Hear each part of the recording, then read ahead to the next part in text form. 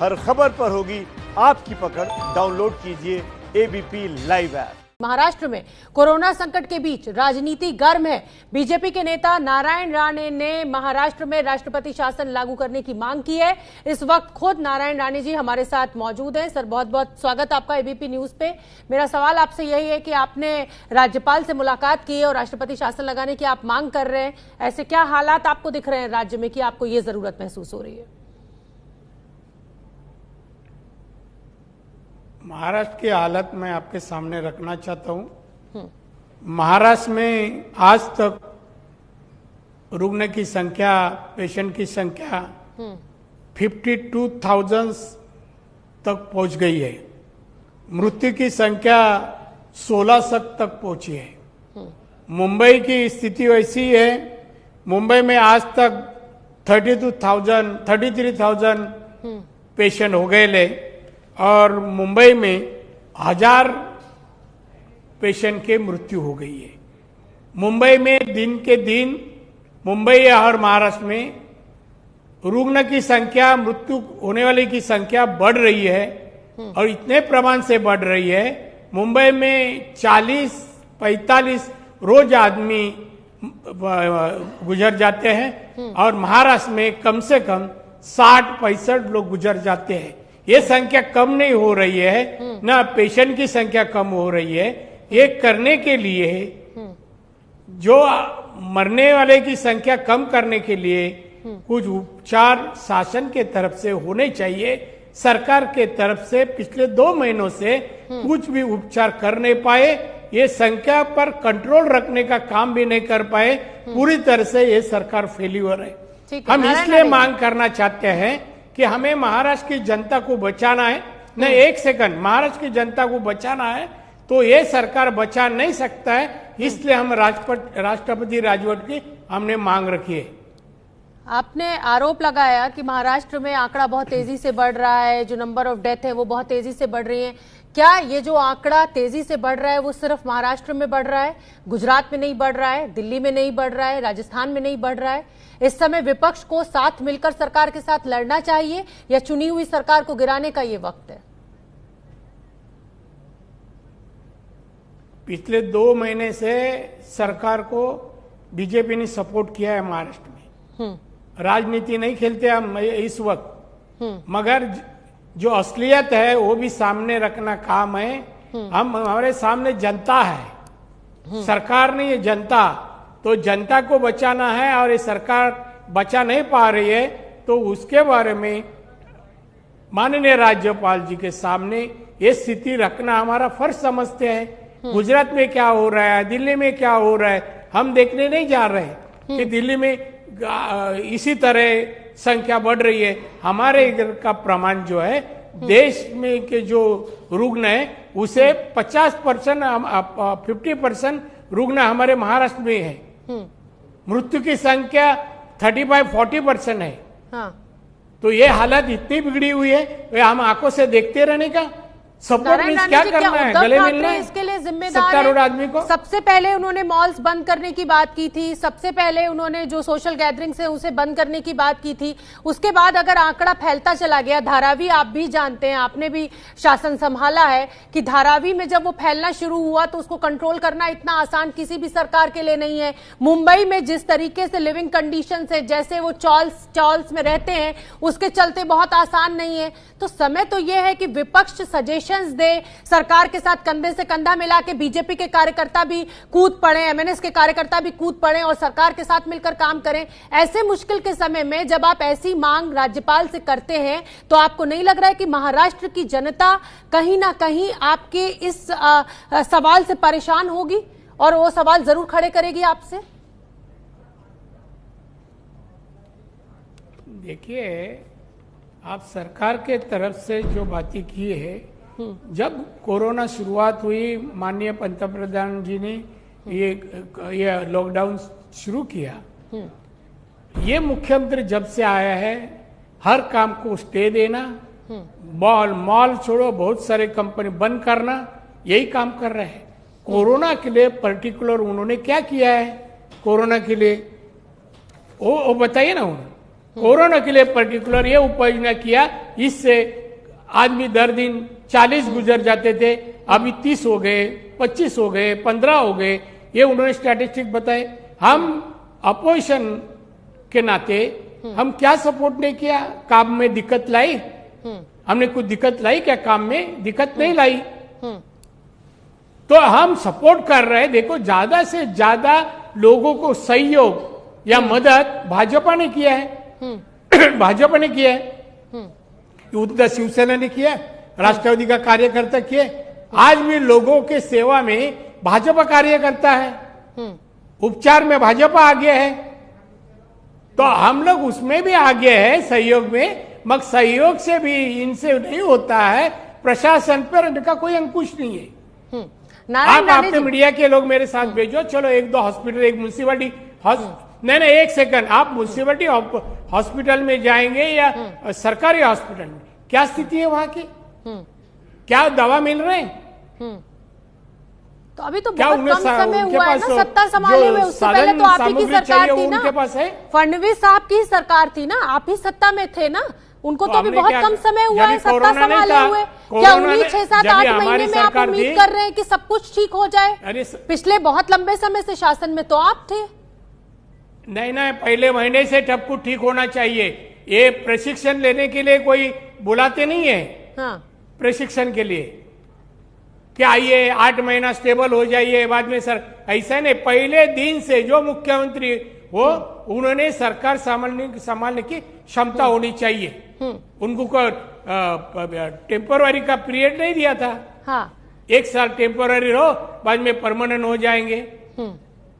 नारायण राणे जी, शुरू से जब से उद्धव साहब ने आपका साथ छोड़ा है, आपकी दोस्ती टूटी है, शुरू से ऐसा लग रहा है कि आप चाहते ही नहीं थे कि उद्धव ठाकरे की सरकार बने। वो बन गई किसी तरह, फिर उसके बाद आप उसको हटाना चाहते, चाहे वो विधान परिषद के चुनाव का मसला हो, राज्यपाल से आपका मिलना हो। ऐसा क्यों लग रहा है कि आप प्रिजुडिस हैं उद्धव सरकार को लेकर? हमेशा आप सवाल खड़े करते हैं उनके ऊपर, हालांकि विपक्ष की जिम्मेदारी है। नहीं, ये बिल्कुल नहीं। आप ये आरोप है ना, ये उद्धव ठाकरे जी का नहीं है, शिवसेना वाले का नहीं है, आपका है। आपका है। मेरे से मैं कभी भी सर, मैं तो किसी पार्टी में नहीं हूँ ना नारायण राणे जी, मैं किसी पार्टी में नहीं हूँ। नहीं किया, मैं किसी पार्टी में नहीं हूँ, ना मैं बीजेपी में हूँ, ना मैं कांग्रेस में हूँ, ना मैं शिवसेना में। मैं तो सवाल पूछूंगी ना आपसे, उनकी मैं तरफदारी, क्योंकि अब उनका प्रवक्ता है नहीं, तो मुझे तो सवाल पूछना पड़ेगा ना। कर रहे हैं, मगर महाराष्ट्र में जो लोग 16,000 लोग अभी तक मृत्यु हुए, उनके बारे में आपको कुछ नहीं है। मुंबई में 1000 लोग गए, उसके बारे में कुछ नहीं। वो तो खबर हम लगातार दिखा रहे हैं ना। रहना चाहिए, उनकी ट्रेनिंग पूरी होनी चाहिए। मैं नारायण राणे जी, अभी मैं राहुल गांधी, नारायण राणे जी अभी राहुल गांधी की प्रेस कॉन्फ्रेंस हो रही थी। नारायण राणे जी, अभी राहुल गांधी की प्रेस कॉन्फ्रेंस हो रही थी। उन्होंने कहा कि 21 दिन के लॉकडाउन की घोषणा की गई, लॉकडाउन 1, लॉकडाउन 2, लॉकडाउन 3, लॉकडाउन 4 भी खत्म होने वाला है, हम सफल नहीं हुए। प्रधानमंत्री ने कहा था कि हम इस पैंडेमिक से जीतेंगे, हम इस कोरोना को हरा देंगे, लेकिन हम सफल नहीं हुए। लेकिन मेरा सवाल ये नहीं है कि हम क्यों नहीं सफल हुए, मेरा सवाल ये है कि अब आगे सरकार की क्या स्ट्रेटेजी होगी। तो विपक्ष जो है वो अगर जिम्मेदारी के साथ अपनी भूमिका निभाए, सरकार से सवाल पूछे, उनका साथ दे, तो आपको नहीं लगता है कि शासन ज्यादा अच्छा चलेगा? इस कोरोना वायरस के समय मिलजुल के लड़ने का समय अगर हम एक दूसरे से बट जाएंगे तो मुश्किल खड़ी हो सकती है। देखिए, ये कहने के लिए मीडिया के लिए ठीक है, मिलजुल के कोई मिलता है। कांग्रेस वाले मिलजुल के बीजेपी को मदद कर रहे हैं दिल्ली में। क्या मिलजुल के आदमी का जान बचता है क्या? आज क्या हालत है? मगर देश में मैं कहता हूं, बाकी के देश से कंपेयरिंग करेंगे तो इंडिया की संख्या जो है ये बहुत कम है। हमारी लोक संख्या 135 करोड़ है और हमारी जो इसकी रुग्ण की संख्या 1,30,000 के करीब है। और बाकी के देशों में देखो कितना हो गया, 3 लाख, 2.5 लाख, 2 लाख। तो ये श्रेय नहीं है मोदी जी का। अरे जिधर, और तो भी कांग्रेस वाले क्रिटिसाइज करते ही है ना, किधर बोलते आपने अच्छा काम किया, लॉकडाउन की सही वक्त पर किया, इम्प्लीमेंट सही हो रहा है, अभी महाराष्ट्र में प्रॉपर नहीं हो रहा है, ये महाराष्ट्र सरकार का दोष है।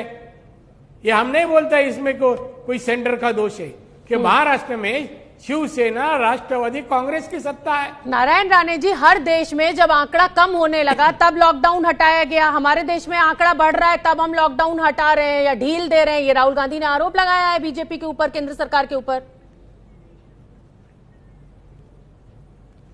फिर आप उनको नहीं एडवाइस किया, आरोप क्यों लगाते हैं?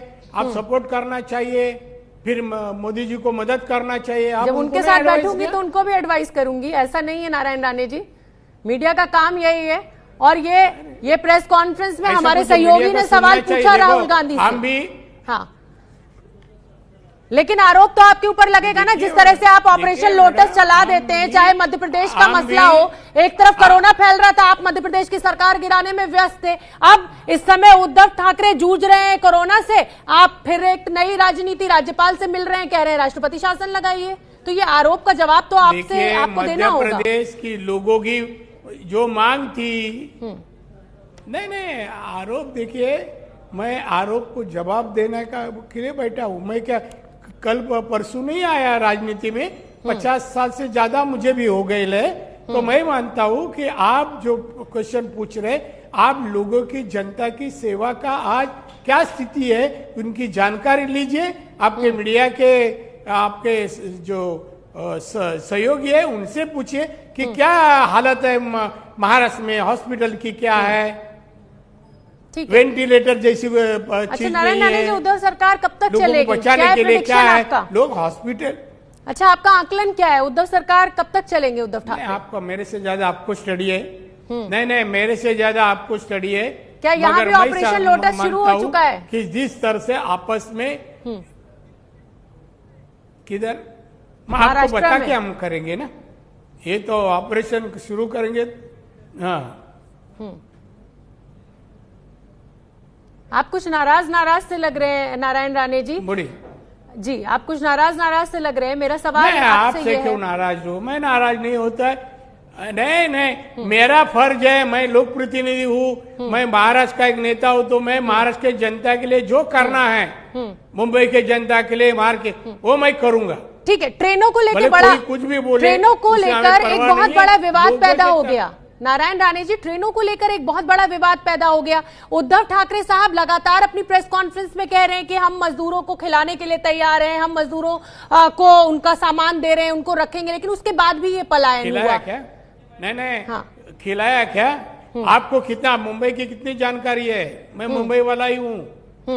कितना कामगारों को, मजदूरों को खाना दिया है? जो खाना देता है 250 रुपए का देता है, और शिव भोजन 10 रुपए में, और पेशेंट को खाना 250 रुपए में। क्या किसको, कामगारों को दिया? कामगार को खाना देते तो कामगार वापस नहीं जाते, मजदूर नहीं वापस जाते। आज इंडस्ट्री शुरू करना होगा या कोई सा भी बिजनेस शुरू करना है तो कामगार कहाँ है? यहाँ के कामगार इस तरह का काम नहीं करते, मजदूर। तो उनको खाना देने का काम उद्धव ठाकरे ने क्यों नहीं किया? अरे रेशन नहीं मिल रहा है, खाने के बाद छोड़ दो। एक छोटा सा जवाब और चाहूंगी, राज ठाकरे साहब कह रहे हैं, एक छोटा सा जवाब और चाहूंगी नारायण राणे जी। राज ठाकरे कह रहे हैं कि अब कोई भी महाराष्ट्र आएगा तो उसको इजाजत लेनी होगी। आपके नए नए दोस्त बनते हुए नजर आ रहे हैं, क्या आप उनके साथ हैं उनके इस स्टेटमेंट में? नहीं, मैं उनके स्टेटमेंट से मैं कुछ स्टेटमेंट नहीं जाना चाहता हूँ। देखिए, महाराष्ट्र इंडिया में है, भारत में है, तो इधर किसी भी राज्य का कोई भी नागरिक आने का उसका अपने संविधान ने अधिकार दिया है। तो हम उसके बारे में, हम एक लोक प्रतिनिधि हूँ, लोक प्रतिनिधि होते हुए उसके किसके भी खिलाफ, स्टेट के खिलाफ, स्टेट के लोगों के खिलाफ मैं कोई भी जवाब नहीं दूंगा। बहुत बहुत धन्यवाद नारायण राणे जी, आपने हमारे लिए समय निकाला, एबीपी न्यूज से बात की।